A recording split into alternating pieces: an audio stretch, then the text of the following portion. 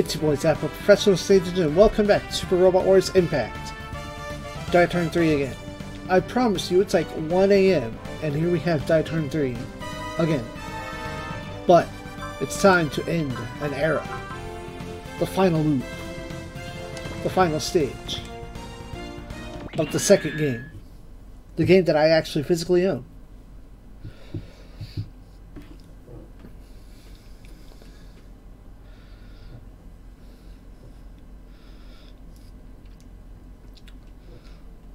Stage 67, Gekido Suru Uchumi 2, Quaking Space. The asteroid is very near Earth, and the enemy have prepared some very hardy defenses. Abel claims you're too late and that you should all watch Great Deondova's resurrection. Kane seems to be feeling some regret at wrecking Shapiro's homeworld. Akito laments how badly not firing the colonizer sucks. Banjo is quite impressed at using a whole asteroid for kamikaze purposes. This time, Shapiro isn't in evidence, and your dudes figured he's holed up somewhere spectating. As Sarah reassures her teammates that she's already resolved about Shapiro, Bright announces that you've got 20 turns to wrap this shit up. No sense in being cowardly now. Abel figures that such a small force is hopeless, and says that the time has come for Deondora's people, who have lost their homeland, to have their wishes come true. In fact, they plan on taking over Shapiro's homeworld. Your squad is figuring that 20 turn timeline should be a piece of cake compared to the colony limit, although Quattro points out that there's no guarantee you can stop the asteroid itself. If you can't stop the asteroid, you can always wreck it from the inside. Alright. So.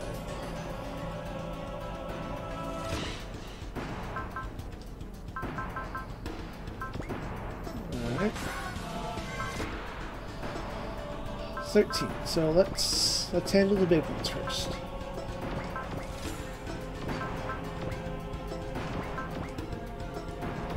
There we go. Both of them.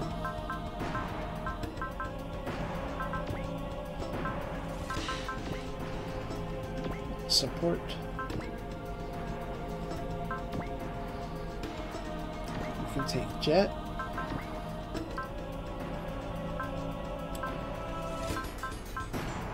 Oh, I was like, where are my GPs?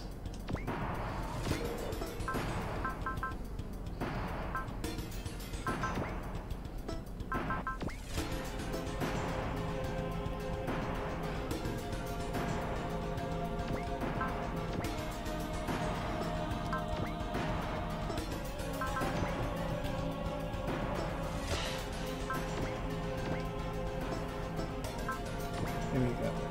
Take that heal bot.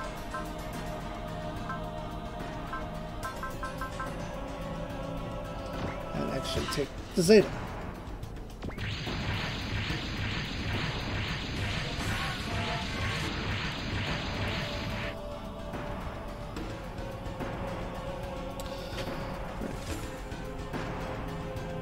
Did all this dialogue already.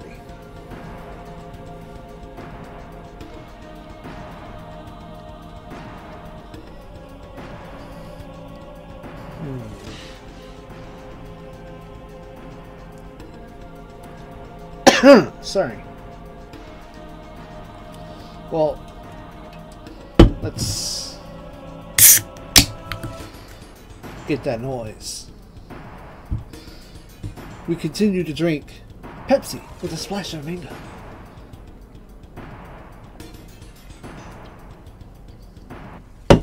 Take a drink with your boy while we start handling some robots.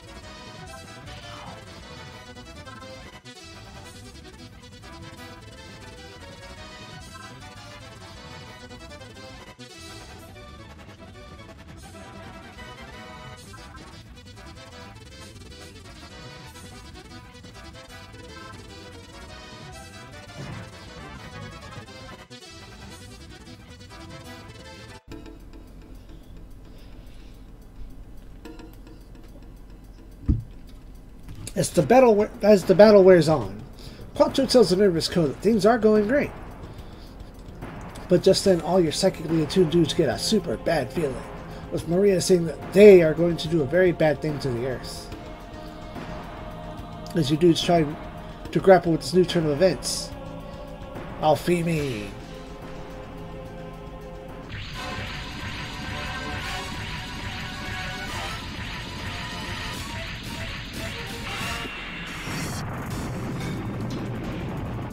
This is okay.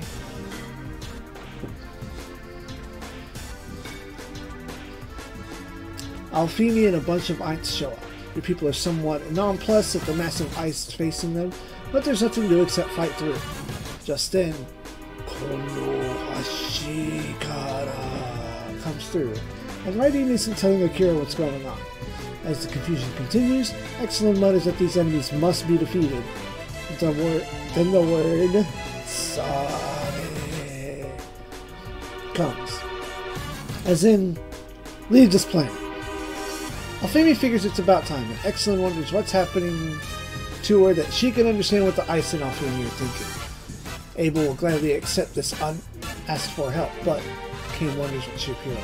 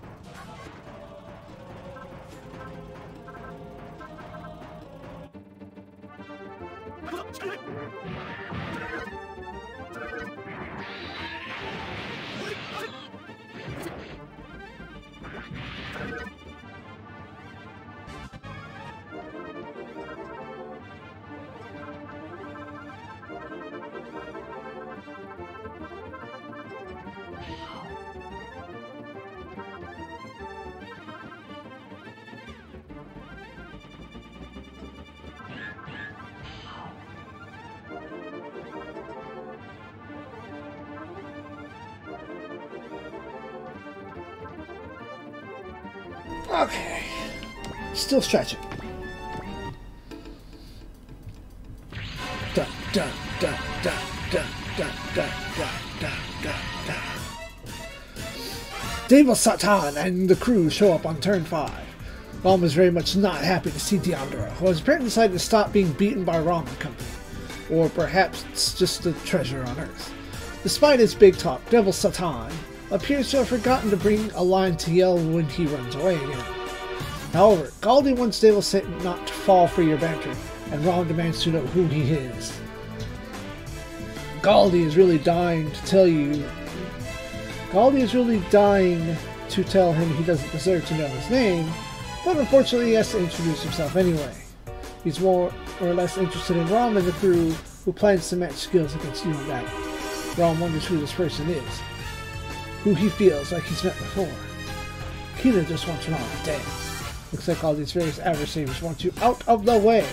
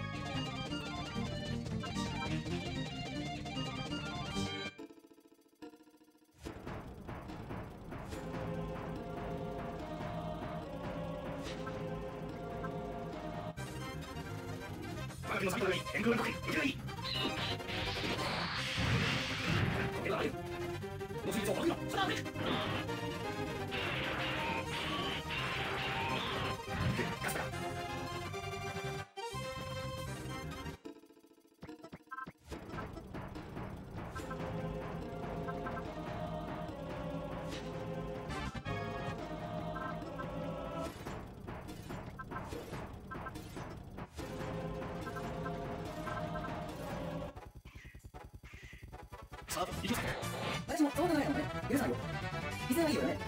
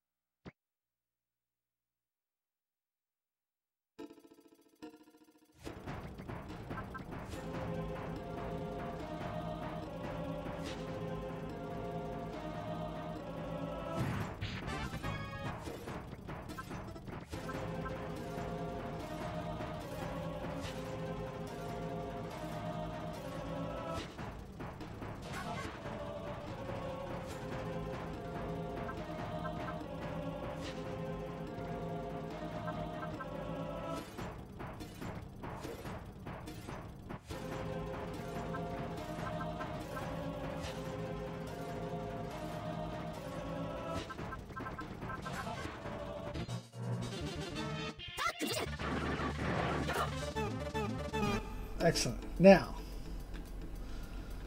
get Rom here. Convince. You can persuade Kina after you kill Deandra. He tells Kina that although she surely hates him, he can't afford to die here. She protests that Deandra told her that he killed her father, that Rom laid a trap and stabbed her father in the back. Rom's companions protest that he'd never do that, but Coral says that they didn't see the incident and they aren't planning to trust Rom's companions. Jet notes that Deandra's mouth is as filthy as ever, and asks both of them if Rom really does seem to be the kind of man to pull that kind of trick.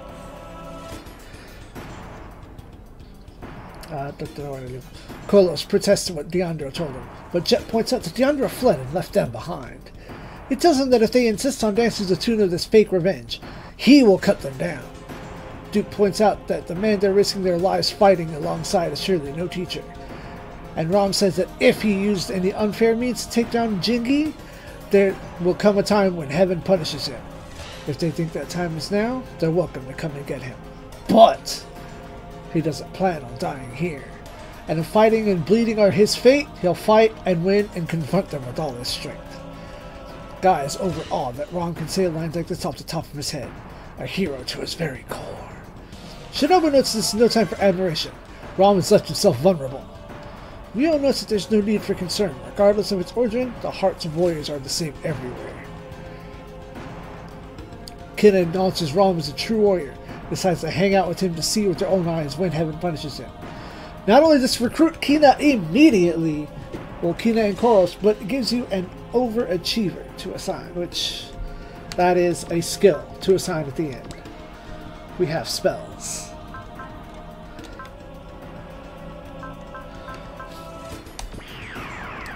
Thank you for this usage. You do not have a go fast.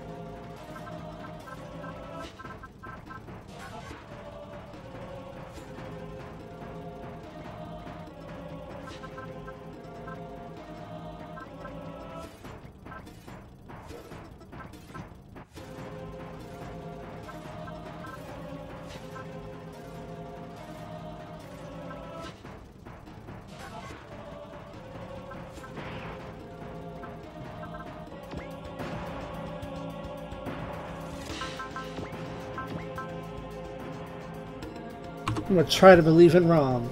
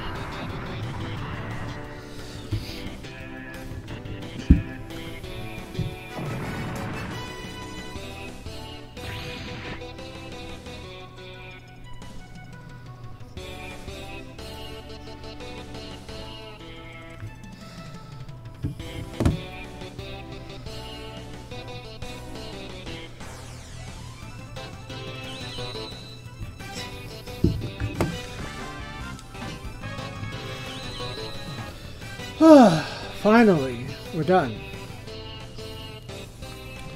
The people begin to wonder if battle is really over. The good news is that there are no more enemies in sight. The bad news is that the asteroid is still showing no signs of slowing down. Can your people do nothing more than watch, having come this far? Both Shinobu and Yurika decide to simply charge the damn thing. Sarah's not pleased about having to repeat the end of the Muge battle, but she's in. Prospector protests that if you all get wiped out, Mirgal, or the whole Federation, would suffer irreplaceable losses. That said, ramming it is your only choice besides just sitting by and watching. Akatsuki agrees, saying that this is no time to be worrying about Nergal. If you fail, it's the end. Duke notes if you want to catch a tiger, you've got to go into the tiger's den. The phrase Inez has to explain to Jet, and which she's impressed Duke Creed, an alien, knows. Quattro offers Rom and the crew the chance to back out, saying it's nothing to do with the Gandara, but Rom certainly isn't going to turn back now. Anyway, it's time to cut the chatter and break through this tough spot just like Gekiganger always did.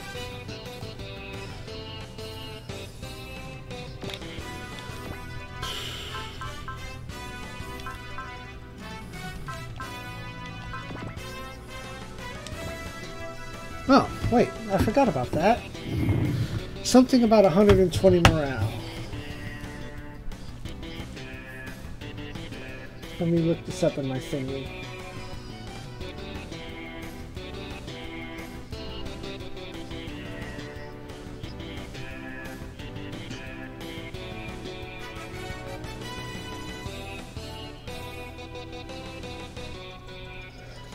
Perseverance. At 120 mode, unit will automatically cast their effort status once per turn.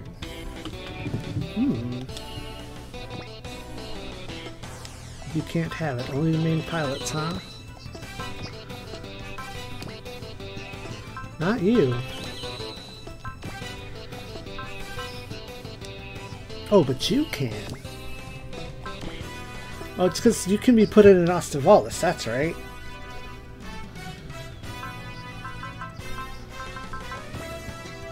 Right.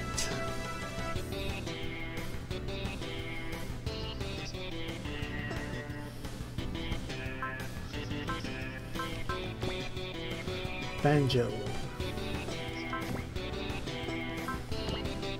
Cape.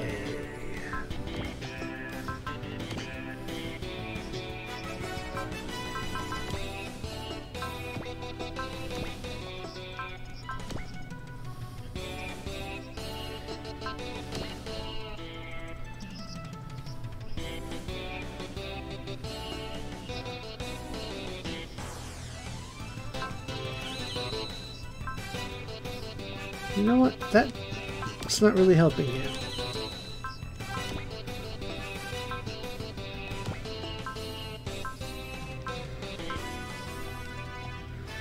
Sure, whatever. The other items. Go, go, go.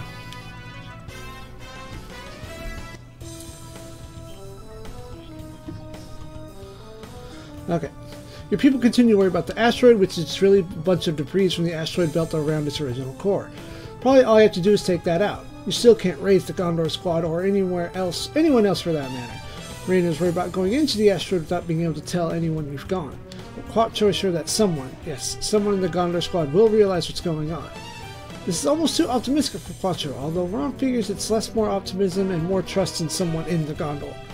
Sort of trust, anyway, provided that that person can break free from Earth's gravity. Fucking talking about, I don't know, just Amiru.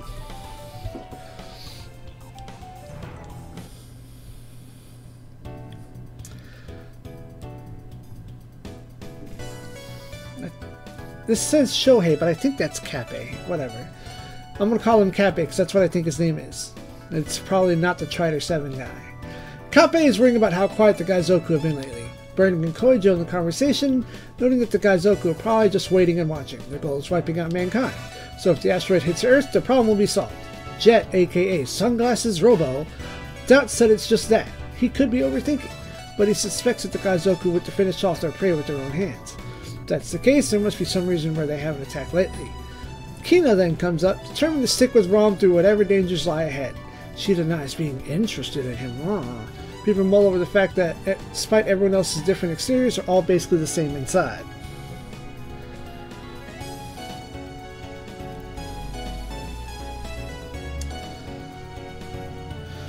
The Astevalis pilots are getting ready for battle. Izumi keeps up the non-stop barrage of awful puns. Guy in particular is all fired up and already done with tuning up his Astevalis. Akito's on the bridge, and Ryuko is pretty pissed, figuring he went to see Eureka. Everyone else in turn wonders why she's so bent on Akito, and she irritably goes to tune up Akito's mech also as well.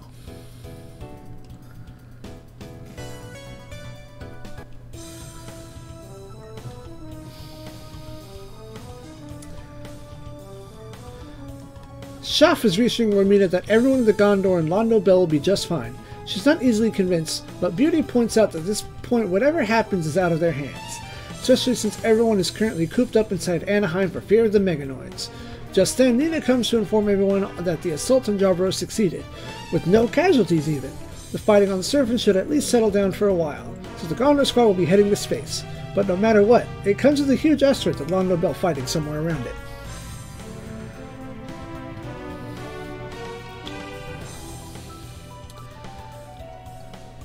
The Double Zeta kids are busy telling Judo to leave the thinking to Bright and Quattro. All four of them. What? Oh yeah, all four Double Zeta girls, because it does.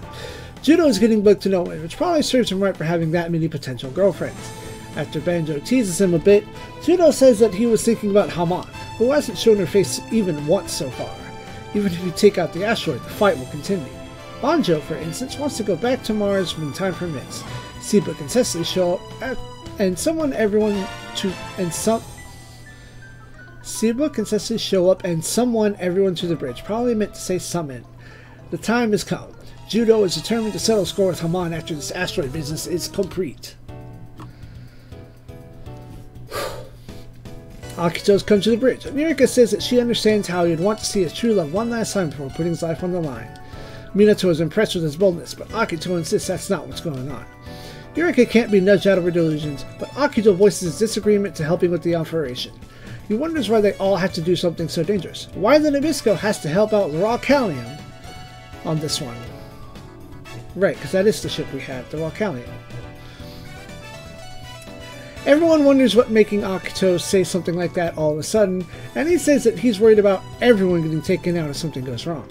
Really, he's worrying about Mars, and when Eureka repeats her desire to accompany the Rocalium, he demands to know why everyone has to face the danger.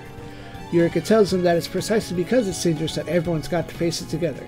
It's the surest way. Akito isn't totally convinced, but Inez says that it's the fastest way to settling things on Mars is settling the more immediate problems here first.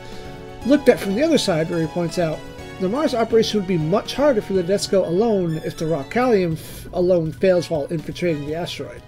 Plus, Akito's not the only one with unfinished business on Mars. He realizes that everyone's fighting for their own ideals, and Eureka tells him that she'll listen to his burning feelings somewhere private after the mission is over. Ruri, ever the pessimist, figures everyone for idiots striving so hard to their own ends. Baka counter increase. Excellent is flakier than usual and tells Akira that the final Aints to emerge was their leader. She mumbles at the original Earth, her face ghastly pale. Just then she comes to herself, wondering what everyone's doing gathered around her. After chiding her for worrying them, everyone heads to the briefing, wondering what Bright plans to say at such an operation that can have no real plan. Probably just good luck and be careful. Excellent thinks to the absent Kyosuke that something is wrong with her. Could it be because of that girl?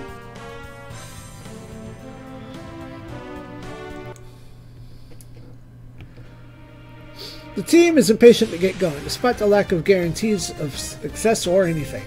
Everyone's got plans and adversaries to fight after this, and we've both got the people in the mecha to pull through. Bright's glad to see everyone's morale still high, and formally orders the Londo Bell's assault to begin. Excellent isn't learning very well, and mutters Kyosuke's name.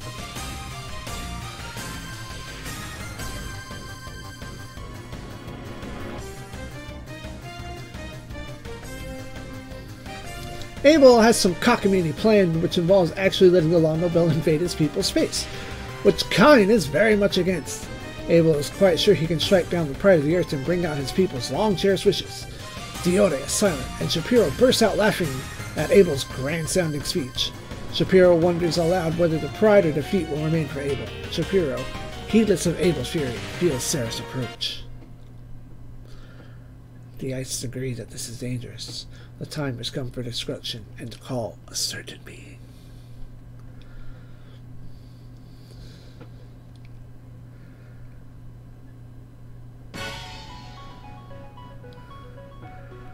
Right. I can't read these credits, but the last paragraph here is, as the credits roll, we're told that long, tumultuous battle in space has been merely the prologue to the great calamity to come. Fortunately, a single dragon is ascending from the surface to participate in the battle.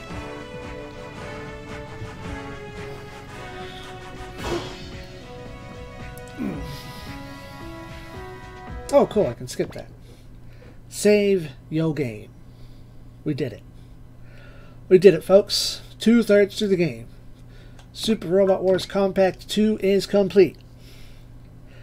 And at this point, much of the Akarasu Wiki is lacking in some information in regards to skill points. Like, it gets to a route split, and then all the skill point descriptions fall off. So as I play through, and as I read through these other guides, I will do the best of my ability to fill those in where I can. Because it's just the skill point page that's missing the information. And I have 3 guides open that better tell me what my skill points are.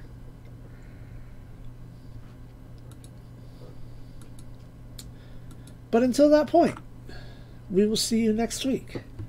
If you're here at the end, a lot of this episode is just simply going to be fast forwarding through the non-dialogue parts of the battle because it's long and arduous, and I had to record it in 3 sections just to endure the length. I thank y'all for watching, and as always, ZEON.